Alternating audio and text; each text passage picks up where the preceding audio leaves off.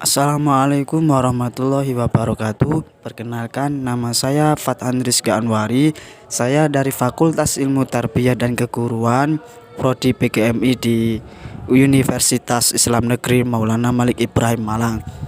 Di sini saya akan meresum tokoh Islam favorit saya, yakni beliau Kiai Haji Tholha Mansur, yang merupakan fitur tokoh NU dan juga pendiri organisasi pemuda, yakni IPNU, Ikatan Pelajar Nahdlatul Ulama. Berikut rangkumannya. Profesor Dr. Kiai Haji Muhammad Tholha Mansur. Beliau adalah seorang ulama sekaligus cendekiawan muslim yang berpengaruh. Beliau juga seorang guru besar ilmu keislaman dan hukum tata negara di berbagai perguruan tinggi di Yogyakarta dan beberapa kota lain. Beliau juga menjadi salah satu dari tokoh Nahdlatul Ulama yang beberapa kali pernah menjabat sebagai dekan ataupun rektor di berbagai perguruan tinggi yang berbeda.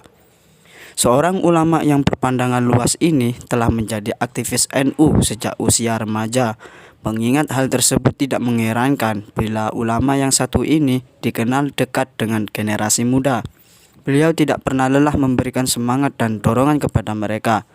Mbah Tholha merupakan tokoh istimewa dalam tubuh NU. Selain mubalik yang handal, beliau sekaligus seorang yang produktif, menulis buku-buku keagamaan, buku ilmu hukum, dan artikel di beberapa media massa.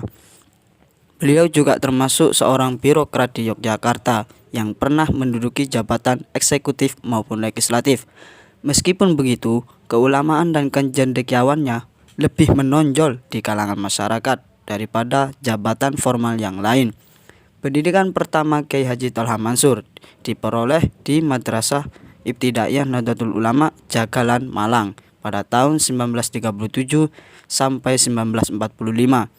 Kemudian melanjutkan di Madrasah Sanawiyah di tempat yang sama hingga kelas 3 di madrasah yang didirikan oleh Kiai Haji Nahrawi Thohir ini. Muhammad Tholha Mansur diasuh oleh Kiai Haji Muhammad Syukri Ghazali dan Kiai Murtaji Bisri. Pada tahun 1947, pelajar usia 17 tahun ini menjadi sekretaris Sabilillah di daerah pertempuran Malang Selatan hingga ia harus meninggalkan sekolahnya. Baru setelah perang kemerdekaan usai, ia meneruskan sekolah di Taman Madya Malang sampai lulus tahun 1951. Setelah lulus taman dewasa, ia masuk Fakultas Hukum, Ekonomi, Sosial, dan Politik Universitas Gadjah Mada, Yogyakarta. Kuliahnya tidak berjalan lancar karena ia memang aktivis organisasi. Pada tahun 1953, Muhammad Tholha Mansur berhenti kuliah untuk sementara waktu dan pada tahun 1959 ia kembali ke bangku kuliah. Semangat Mbah Tholha untuk belajar tidak pernah surut. Walaupun telah menikah, beliau tetap kembali ke bangku kuliah untuk menyelesaikan studinya. Hingga kemudian ia mampu menyelesaikan jenjang sarjana dan menjadi sarjana hukum pada tahun 1964. Meskipun waktu yang diperlukan Mbah Tholha untuk menempuh sarjana hukum memakan waktu 13 tahun, namun berkat kegemarannya membaca, beliau mampu menyelesaikan gelar doktor ilmu hukum, jurusan hukum tata negara, dalam waktu relatif singkat, yakni dalam waktu hanya 5 tahun, dengan promotor Profesor Abdul Bafar Pringgodikdo, SH.